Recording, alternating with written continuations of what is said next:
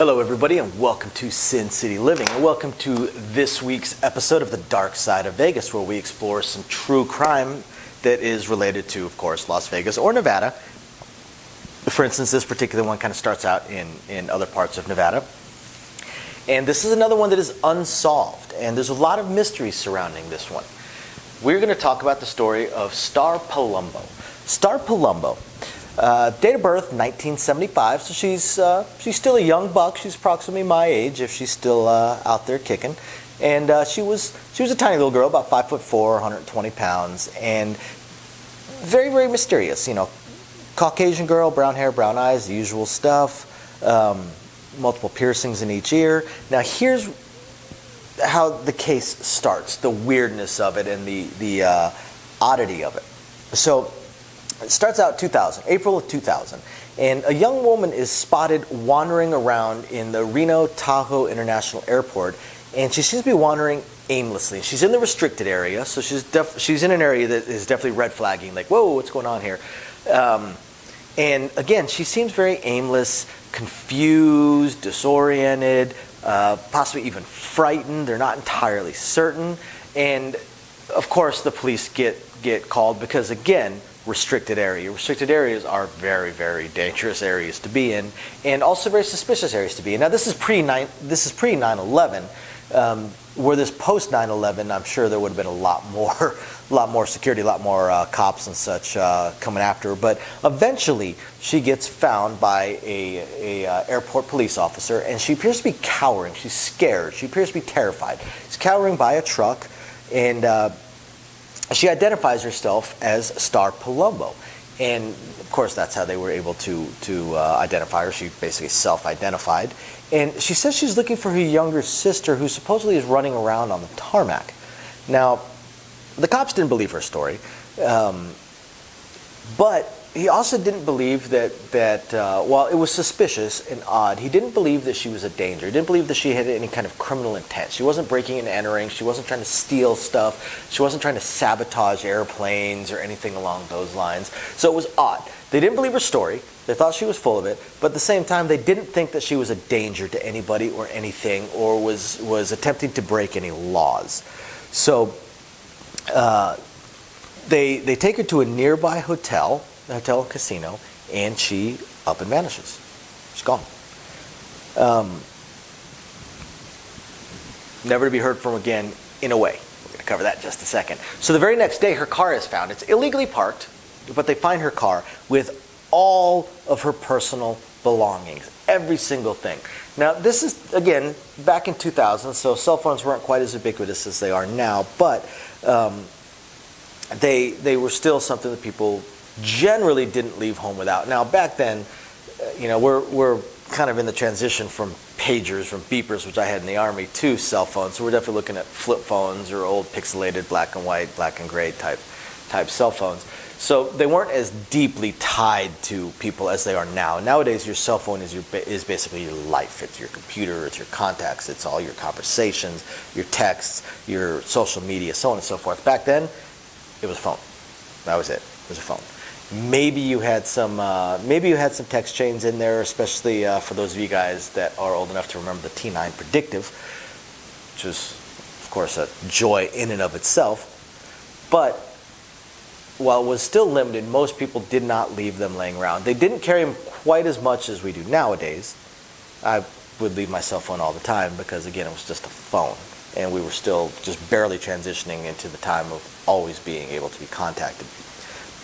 But it was still kind of odd for a young lady to leave her cell phone and her purse and her wallet that actually had money in it, $600 in it, plus all the rest of her personal belongings.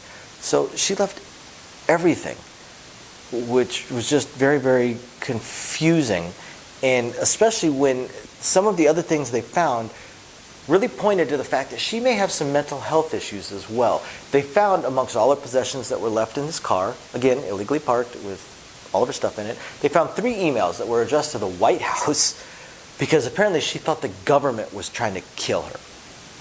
So we're definitely looking at some potential mental instability and mental health issues. There was also a drawing, a hand done drawing of a woman bound and gagged. Kind of an odd thing to find, and definitely worrisome and suspicious. Along with it, 2 books about how to change your identity. So there's all kinds of things in here that sort of tie together, sort of don't tie together, and just look really odd. I mean, she's found cowering on the tarmac. They take her to a hotel. She vanishes from the hotel. She leaves $600 in cash. Now, she's looking to try and change her identity. Cash is king. Cash you cannot be traced in, and you're going to need cash in order to change your identity. So she's got these books about how to change her identity, but she leaves her money behind. Leaving her cell phone behind, okay, if you're trying to change your identity, makes sense. But why did you leave the cash behind? Where does this picture come into play? Why is there this drawing of a woman bound and gagged? It's all just really weird. And then you throw in the White House, why is the government trying to kill me stuff, which, okay, sure, that's maybe why you're trying to change your identity. But why did you leave your cash? It doesn't make sense. These things, just this weird dichotomy of things that just don't seem to make sense. Now, Starr never ever returned to claim her car. She never appeared again to claim her car. There's some questions about possibly she may or may not have been seen again, but as far as they can tell,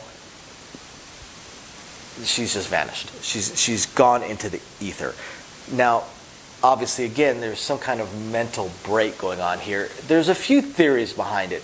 Possibly she is suffering from a mental illness, or she was. The other thing is possibly she was under the influence of some kind of psychotropic drug, some kind of mind-altering, mood-altering, hallucinogenic. There's so many different possibilities of drugs that she could have been on, acid to mushrooms to who knows what, and any kind of strange cocktail mix that she may have been on. So it's all very interesting. And possibly she just didn't know where she was, who she was, anything along those lines.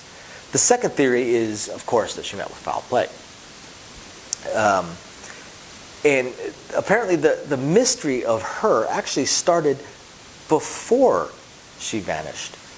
She used to be, at a younger age, Starr Palumbo was a very, very energetic, full of life, gorgeous person that supposedly had all this promise and all this ability. She was very intelligent. She was very pretty. She was full of energy and full of life, full of zest. Some descriptions of her say vivacious. She was there. She was a great person. She was really in the now, in the moment, all of that. And about a year before she vanished, so this would be in 1999, she moves to Tucson, Arizona. From Tucson, Arizona to her grandmother's house in Reno. And that's where the investigators think that things may have started to go awry for her. That's where they think that things may have just gone off the rails. The cheese slipped off the cracker, as you may put it. According to her friends, in the weeks before her disappearance, she started developing a drug habit that was costing her more money than she was making at her job. Which also makes me think that she probably didn't start the drug habit a few weeks prior to that. It probably started escalating to the point that people noticed it a few weeks prior to her disappearance. Most likely she started out small and then it built up from there. Now this does lend some credence to the drug aspect of the 2 possible theories. Of course, it can also still lead to the foul play possibility. And the cops believe that she may have even gone into prostitution as a way to pay for her drugs. And that is a well-known thing, pimps using drugs to try and keep their women under control or keep them in the life or even get them into that life to begin with. So while in Reno, she did call her mother, Gail, on a weekly basis and always seemed to be still a very happy, still vivacious, energetic, full of zest, full of life young lady until the day she disappeared. On that day, she told her mother that she thought she was being followed and that possibly her phone was tapped and that her life was in danger. So again, we're getting back into this, White House, why are you trying to kill me? Why is the government trying to kill me kind of thing. And again, we're starting to look at, is this drugs? I mean, my phone is tapped. We've got this paranoia starting to build up as well. So again, drugs or mental illness. The reason that the investigators looked more towards drugs as one of the theories is because prior to this, she had never shown any signs of any kind of mental instability. And of course, mental breaks can happen, but a lot of this, if it wasn't drugs, you might be looking at things like schizophrenia, which would have started showing up in general prior to this, not every single time, but there should have been some signs, more often than not. So just by statistics, more likely this is a drug thing than a mental health thing. So she told her mother that she was planning to try and escape from these tapped phones and these shadowy people that are trying to kill her and return home to Tucson, which of course she obviously never did. That was the last time her mother ever heard from her. Following her disappearance, her parents went to Reno. They plastered flyers everywhere, all over the city. And the owner of the Silver Dollar Casino in Elko, never heard of Elko, claimed to have seen her there 8 months after she had vanished. Now, how could she have known? Well, aside from just her fairly plain, 5'4", 125, brown hair, brown eyes, multiple piercings. That's pretty generic. You say that, 5'4", approximately 5'4", approximately 125 pounds, brown hair, brown eyes with with a lot of piercings in her ear. You'd have trouble walking through a local high school and not have 200 hits on that. But Star Palumbo also had a birthmark on the right side of her neck, and this is at least enough to possibly be an identifying characteristic. So the owner of the Silver Dollar Casino says that she came across Star Palumbo 8 months after she vanished from Reno. She says the woman looked very, very frightened and actually told her name was Star. That, of course, certainly helps. And that she was being chased by a pimp. Now, the owner says that the Star looked really, really nervous when it appeared that a man was staring through the window, was peering through the window.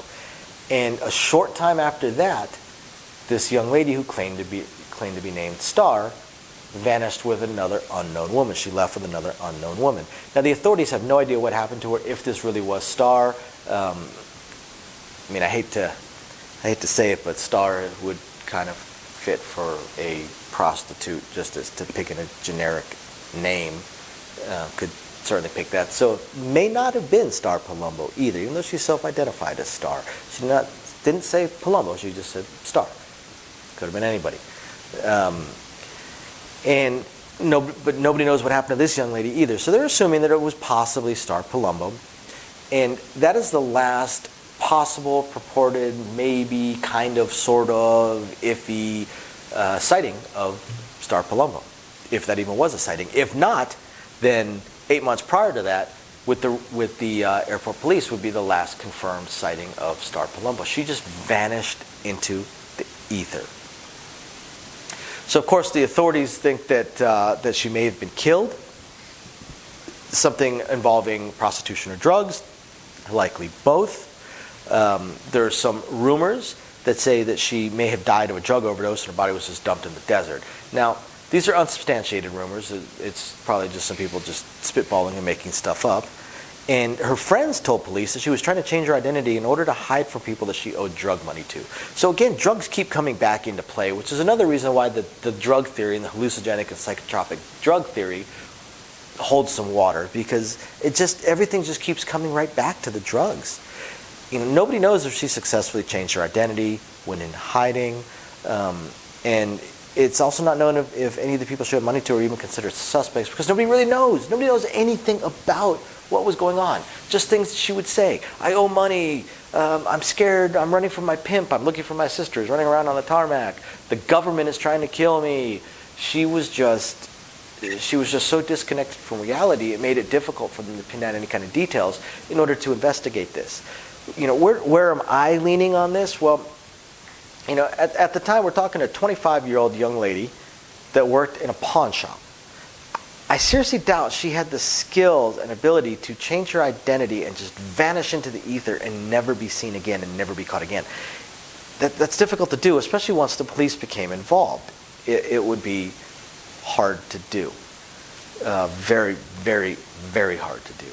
So my suspicion is that she probably will never be found, because she most likely did meet a violent end in some way, shape, or form. And again, possibly due to the drugs or the prostitution.